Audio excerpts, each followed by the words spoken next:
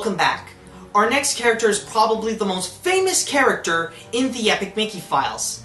It doesn't matter if it's a movie, a TV show, a comic book, or even a video game. If Mickey Mouse or somebody from his gang is involved in it whatsoever, it's guaranteed that he'll be there. This is Pete. Everybody pretty much needs an enemy or someone to fight against, right? Well, for Mickey and the gang, that title belongs to this old guy. In any way, shape, or form, or no matter what his specialties are, whenever he's on screen, it's never a good thing for them. Now, what very few may know is that Pete is the oldest recurring Disney character ever. He appeared before Mickey's time. Heck, he even appeared before Oswald's time. He began in the year 1925 in the Alice's comedy short, Alice Solves the Puzzle. At that time, he was known as Bootleg Pete, and he became the main antagonist to Alice and Julius until 1927 with Alice in the Klondike.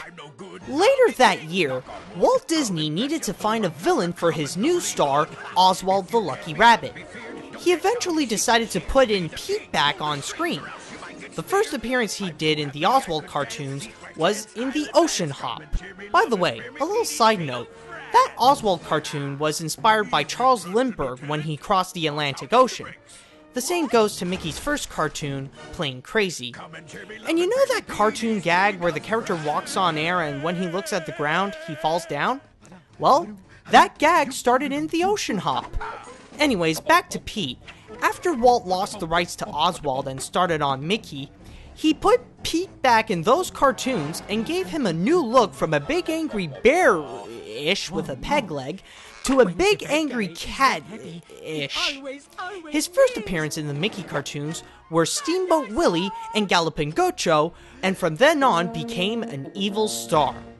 As time moved on, Pete appeared in numerous of Mickey Mouse cartoons, and even in some Donald Duck cartoons. He even gained a new voice provided by Bill Bletcher. He also appeared in several comic books by teaming up with other comic book enemies, and during World War II, he was the official mascot of the U.S. Merchant Marines. During the late 80s and early 90s, Pete would appear a few times during DuckTales with the voice of Will Ryan, but his most well-known role on TV is when he was Goofy's neighbor on Goof Troop and a Goofy movie provided by today's voice of Pete, Jim Cummings. In there, he has a family of his own with a wife, 2 kids, most notably PJ, and a dog named Chainsaw. Oh, ain't that a cute name?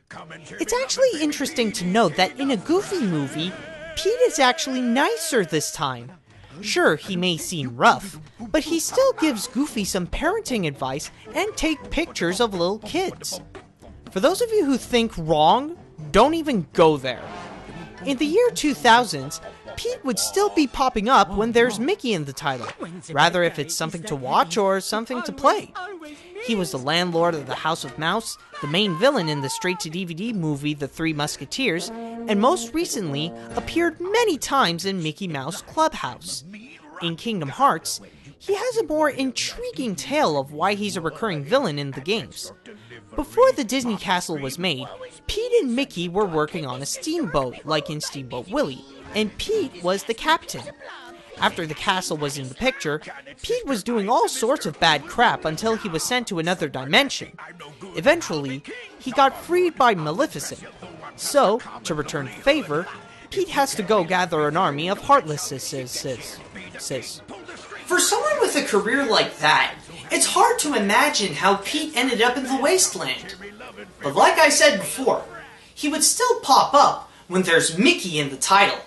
In Epic Mickey, there's not just one Pete, there's several. They're all in that classic Pete look with a peg leg to pay homage to before he was with Mickey Mouse.